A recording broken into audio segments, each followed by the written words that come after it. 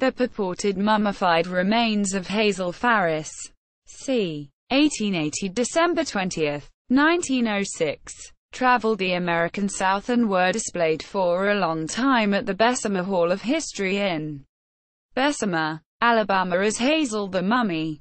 After appearing in a television documentary, her remains were cremated by her Nashville owners. The story. According to a broadsheet, Hazel Farris lived in Louisville, Kentucky with her husband, and they were both hard drinkers. An argument over the purchase of a new hat led to blows, and Hazel ended up shooting her husband. Hearing gunplay, the neighbors summoned the police, but Hazel dispatched the 3 responding officers as well. A deputy sheriff gained entry and attempted to restrain her, shooting off one of her fingers in the process. He was also killed. A check of the ODMP listing, however, shows that no Kentucky or any other lawmen were killed. August 6, 1905, the date these killings are alleged to have occurred. With a $500 reward for her capture, Hazel fled to Bessemer to begin a new life.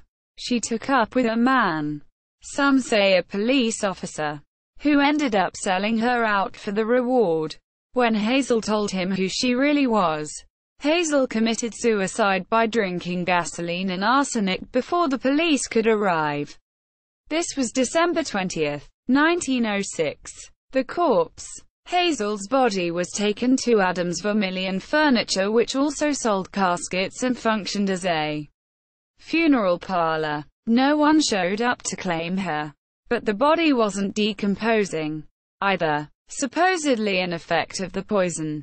With an endless supply of curious visitors, the proprietor started charging 10 a gander to see the notorious outlaw. The corpse was later loaned out to various exhibitors, including Adams' brother in Tuscaloosa, before it came into the possession of O.C. Brooks in 1907.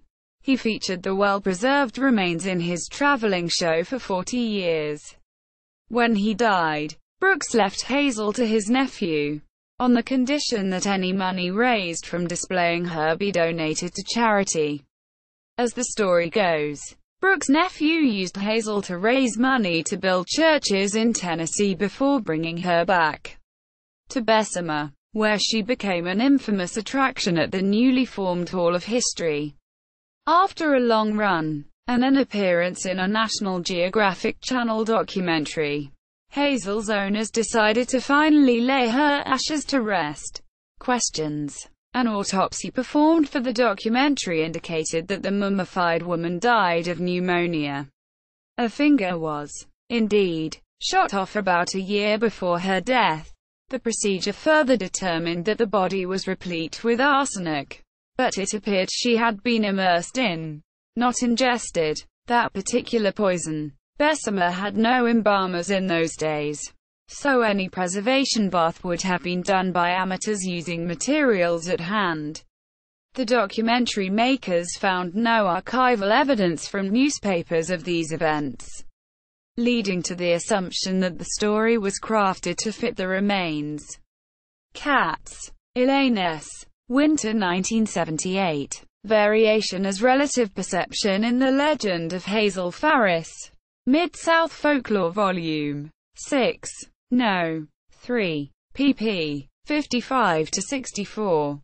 Abrams, V.V. November 1, 2004. Bessemer Mummy Legend Endures. Birmingham News. National Geographic probes story of Ada Mummy. Claremore Daily Progress. An Unwanted Mummy. The Mummy Roadshow, Episode 12.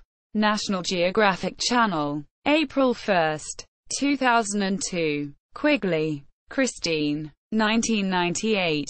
Modern Mummies. The Preservation of the Human Body in the 20th Century.